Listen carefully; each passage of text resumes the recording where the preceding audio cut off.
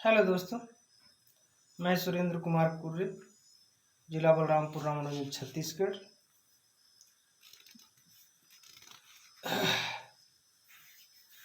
दोस्तों, आज का वीडियो भी बहुत महत्वपूर्ण है, जिसमें ST SC OBC समाज के लिए, हम सभी के लिए यह स्पेशल वीडियो है। खास करके कुछ ऐसे मानसिक गुलाम लोग हैं SC समाज के, उन लोगों के लिए भी हमारा स्पेशल यह वीडियो बनाने का उद्देश्य है। आज का वीडियो का शीर्षक है, हम बहुजन समाज मनुवादियों के चंगुल से मुक्त कैसे होंगे, असली धर्म हमारा क्या है। दोस्तों, सुनने को मिलता है कि लोग बताते हैं कि तथाकथित हिंदू धर्म के अनुसार 4 वेद, 6 शास्त्र, 18 पुराण है। इस प्रकार से उपनिषद वगैरह बहुत सारे पुस्तक हैं इस धर्म के अनुसार।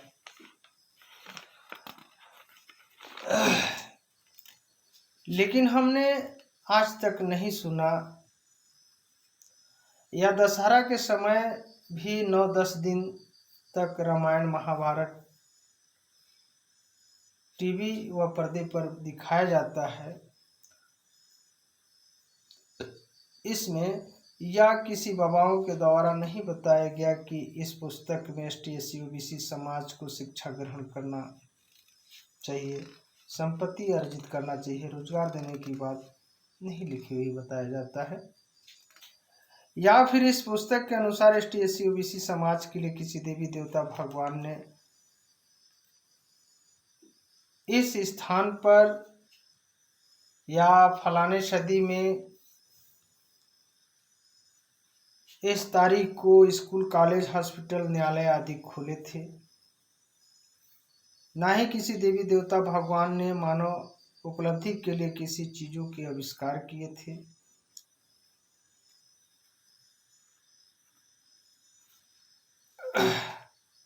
हाँ, लेकिन बचपन से आज तक हमने देखते सुनते जरूर आ रहा है कि देवी देवता भगवान ने दुनिया का सृष्टि किया है और सर्वशक्तिशाली हैं, सर्वमंगलकारी, सर्वांतर्यामी, सर्वज्ञानी और हथियार लैस होते हैं। और ब्रह्मा जी के मुख से ब्राह्मण, भुजा से क्षत्रिय, नाभि से वैश्य, पैर से शूद्रों की उत्पत्ति बताया गया है। श्राद्ध कराने से मृतकों की आत्मा स्वर्ग में चला जाता है। पूजा पाठ, तीर्थ यात्रा आदि करने से सुख समृद्धि की प्राप्ति होती है। और पुरोहितों के मंत्रों से गोबर मिट्टी में गौरी गणेश बन जाते हैं। मिट्टी पत्थरों के मूर्तियों में प्राण प्रतिष्ठा कराने पर उसे पूजा पाठ की जाती है। गौतम ऋषि की पत्नी के साथ छल करके पतिव्रता विष्णु जी के द्वारा भंग की गई थी। शंकर जी के वीर्य अंजनी के कान के द्वारा हनुमान जी का जन्म बताया जाता है। पार्वती जी महल से संतान की उत्पत्ति की थी। शंकर जी गणेश जी को सिर काटकर हाथी का मुंडी जोड़ दिए थे। इस प्रकार अनेकों सुअर, मछली आदि से उत्पत्ति बताया जाता है। धर्म ग्रंथों को पढ़ने सुनने पर सजा देने की बात ST SC OBC समाज को बताया जाता है।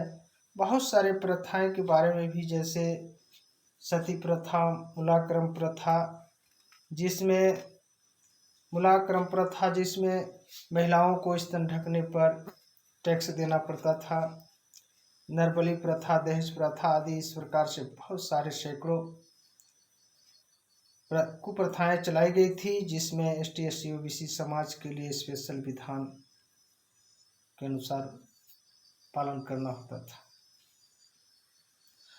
परंतु हमने सुना करता हूँ, देखा भी करता हूँ, तो भारत का ही एक ऐसा बाबा साहब के द्वारा रचित ग्रंथ है जिसका नाम संविधान है, उसमें सभी जाति धर्म के और महिलाओं को भी समुचित अधिकार प्राप्त करने की बात लिखी हुई है। और इसी ग्रंथ में या संविधान में सभी मानव में समानता, स्वतंत्रता, बंधुता और न्यायिक जीवन जीने की बात बताई जाती है। दोस्तों, और हमारे सभी संत महापुरुषों के सिद्धांतों आदर्शों में भी बताया जाता है कि मानवता और वैज्ञानिक तत्वों के सभी मानव जीवन में अमल करने की बात लिखी हुई है। दोस्तों, एसटी एससी ओबीसी समाज को धर्म मानने की जो बात आज कल चर्चा में है, सनातन धर्म। अब हम लोग इसमें कंफ्यूज हो जाते हैं। पहले बताया जाता था आर्य, फिर उसके बाद वैदिक, इसके बाद हिंदू, इसके बाद अब 1.5-2 साल से सनातन धर्म की चर्चा चल रही है।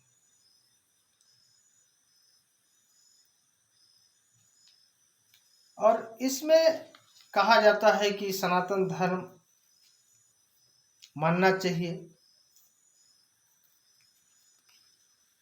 अब हम लोग को इसमें अपने आप को सोचना चाहिए और ये सवाल उठना चाहिए कि या किसी पुरोहित या मनुवादी धर्म के ठेकेदारों से पूछना चाहिए कि इन चारों में से किस धर्म को हम लोगों को मानना पड़ेगा। दोस्तों, हम सभी को इस सवाल को, यदि हम सभी लोग इस सवाल को करते हैं तो इसका सही उत्तर नहीं मिल सकता है, क्योंकि इन चारों में से हमारा आपका कोई भी धर्म नहीं है।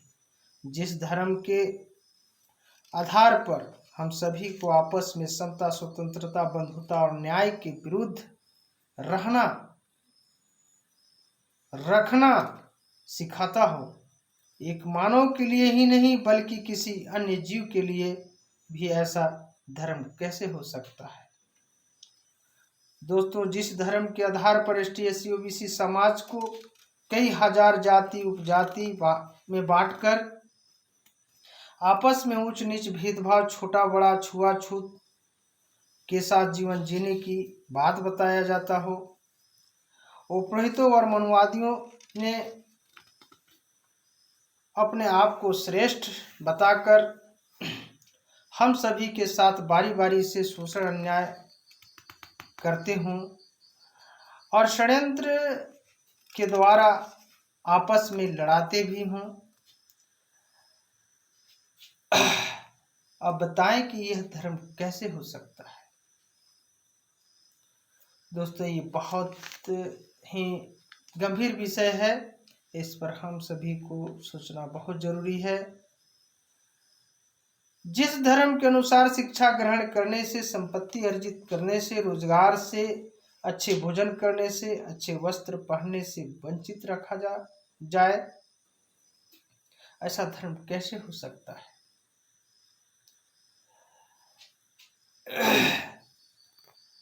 जिस धर्म के अनुसार सैकड़ों कुप्रथाएं लागू करके हम सभी के ऊपर अपना हुकूमत चलाया जाता हो, ऐसा धर्म कैसे हो सकता है। इस बात को हम सभी को सोचना चाहिए या नहीं, ये सब हम लोग के ऊपर डिपेंड करता है। जिसका परिणाम आज हम लोग भुगत रहे हैं। भारत के संविधान में व हमारे सभी संत विद्वानों के विचारधारा में भी शिक्षा, संपत्ति, रोजगार से जोड़ने की बात बताई जाती है और मनुवादी विचारधारा में इससे वंचित करने की बात बताया जाता है। दोस्तों, सदियों से हम सभी के ऊपर अंधविश्वास, पाखंड, अश्लीलता, हिंसा, नफरतें को थोप कर मनुवादियों ने हम सभी को मानव जीवन के मूल आवश्यक तत्वों से वंचित रखा। ठीक इसी तरह वर्तमान सरकार है कि आज इन्होंने स्पष्ट कर दिया है।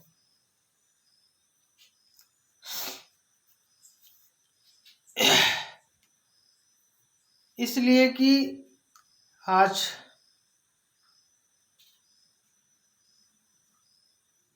मानव जीवन के मूल आवश्यक विकास संस्थानों को प्राइवेट करते हुए सरकारी स्कूलों को भी बंद करने की योजना बना रही है और अपने अंदर में योजना बना भी चुके होंगे, तभी इनका कुछ बात बाहर आती है। और इसके एवज में गांव गली में, मार्केटों में भी आज खुलेआम शराब की धंधी चलाई जा रही है। दोस्तों, याद करना होगा, कोरोना काल में लॉकडाउन लगी हुई थी, इसी सरकार के द्वारा लगाई गई थी, जिसमें बच्चों को पढ़ने के लिए स्कूल बंद कर दी गई थी। अन्य सरकारी कार्यालयों को भी बंद कर दिया गया था, लेकिन इसी लॉकडाउन में सरकार के द्वारा लाइन लगवाकर शराब बिक्री कराई जा रही थी और देश के प्रधानमंत्री जी के द्वारा काफी संख्या में राम मंदिर के उद्घाटन किया जा रहा था। दोस्तों, अब इसमें सोचने की जरूरत है कि जिस देश में मदिरालय खोला जाए और अंधविश्वास, पाखंड को बढ़ावा दिया जा रहा हो, तो बताइए कि देश की स्थिति क्या होगा। इसलिए आप लोगों के माध्यम से मैं सबसे पहले उन मनुवादियों से मेरा सवाल जा रहा है,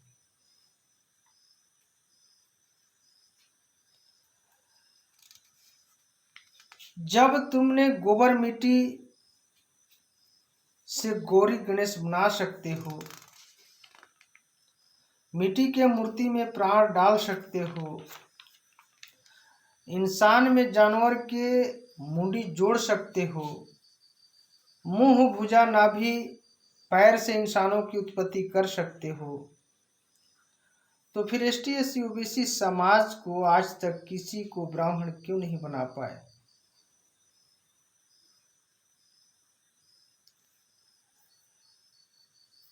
गरीब से अमीर क्यों नहीं बना पाए? अब हम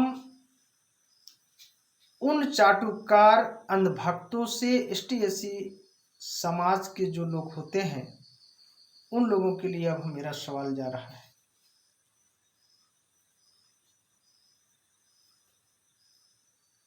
बताएं कि तुम दुख में रहते हो तो संविधान और संत महापुरुषों की विचारधारा को याद करते हो, तो फिर इस दुख में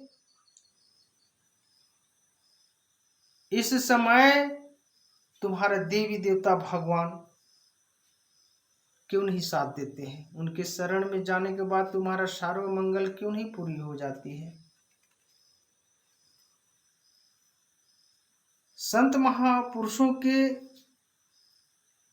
दूसरा सवाल है, संत महापुरुषों के या संविधान में संत महापुरुषों के किस पुस्तक में और संविधान के किस अनुच्छेद में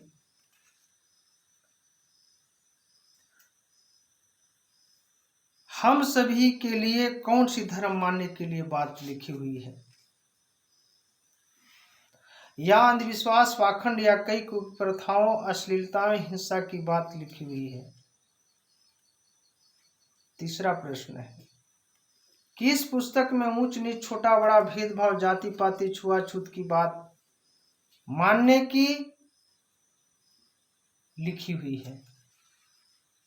चौथा सवाल है कि इस पुस्तक में शोषण, अन्याय, अत्याचार, झूठ बोलना, हत्या करने की बात और मानने के लिए लिखी हुई है। जब सभी संत महापुरुषों, विद्वानों जैसे सम्राट अशोक, बुद्ध जी, रविदास जी, पेरियार जी, कबीर जी, बिरसा मुंडा जी, ज्योतिबा फुले जी, सावित्री फुले जी,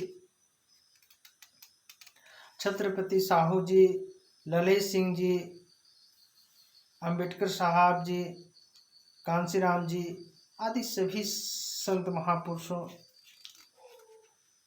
के पुस्तकों और संविधान में नहीं लिखी हुई है, तो हम लोग इन सारे अमानवीय, वैज्ञानिक और संवैधानिक कर्मों को क्यों मानते हैं? मैं भी इसमें शामिल करता हूं। इस बात को सोचना होगा। और लास्ट प्रश्न है कि जब हमारा संत महापुरुषों की विचारधारा से नहीं मिलती है, न ही हमारा संवैधानिक तत्व से नहीं मिलती है, तो फिर ऐसे धर्म को हम कैसे मानते हैं?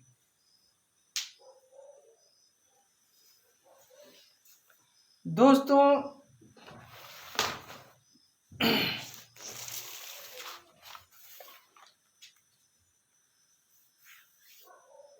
बुद्ध जी या सारे महापुरुषों ने तो हम सभी के लिए मानवता विज्ञान के अनुसार चलने के लिए, मानने के लिए धम्म पद का रास्ता उन्होंने दिखाया है। उन्होंने समता, स्वतंत्रता, बंधुता और न्याय के आधार पर हम सभी को जीवन जीने की मार्ग बताया है, जिसमें 22 प्रतिज्ञाएं की बात आती है। यदि आपको धर्म ही मानना है तो असली धर्म तो इंसानियत है, जो कि इंसानियत के मूल सूत्र हम सभी भारतवासियों के लिए समता, स्वतंत्रता, बंधुता और न्यायिक कर्तव्यों को अपने जीवन में लागू करना और एक दूसरे को प्रेरित करना ही आप इसे असली धर्म कह सकते हैं।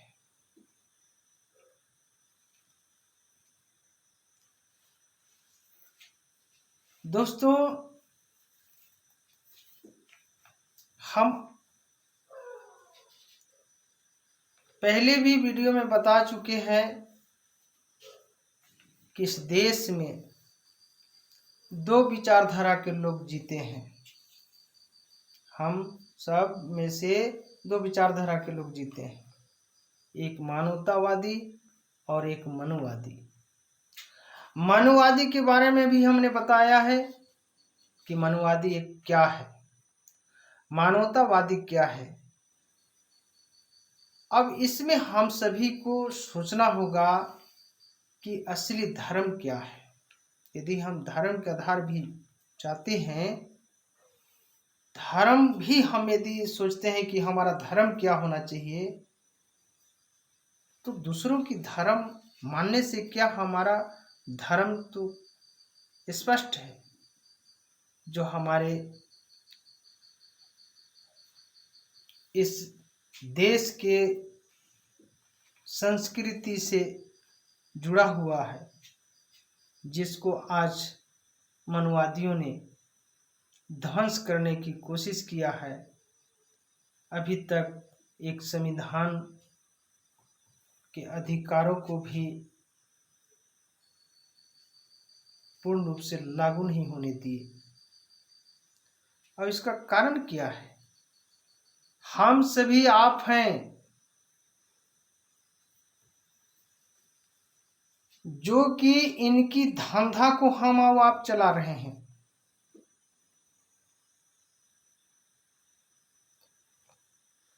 हम स्वतंत्र हैं, आप स्वतंत्र हैं, मानववादी लोग भी स्वतंत्र हैं, लेकिन स्वतंत्रता का मतलब यह नहीं है कि दूसरों को चीजों को हम छीन कर अपना बना लें। मानववादियों को मानने दें, वो अपना धर्म चलाएं, अपने पर लागू करके चला लें, कोई बात नहीं है। लेकिन हमारा जो विरासत की चीज है उसको हमको मानना चाहिए। यही हमारे पूर्वजों का हम लायक संतान भी कहला सकते हैं, कहलाने योग्य भी हो सकते हैं। दोस्तों, इस विषय पर किन्हीं को किसी भी प्रकार के कष्ट होगा तो हम क्षमा चाहूँगा। मैं पहले भी बता चुका हूँ कि हम किसी को नीचा दिखाने की और हम कोई ज्ञानी नहीं है, हमारा ये उद्देश्य नहीं है। लेकिन आज जिस तरह आज देश में बढ़ रही है अन्याय अत्याचार, इसलिए हम भी एक सहयोग प्रदान करने की कोशिश कर रहा हूँ ताकि हमसे किसी की भलाई हो सके। सभी को जय भीम, जय मानव समाज।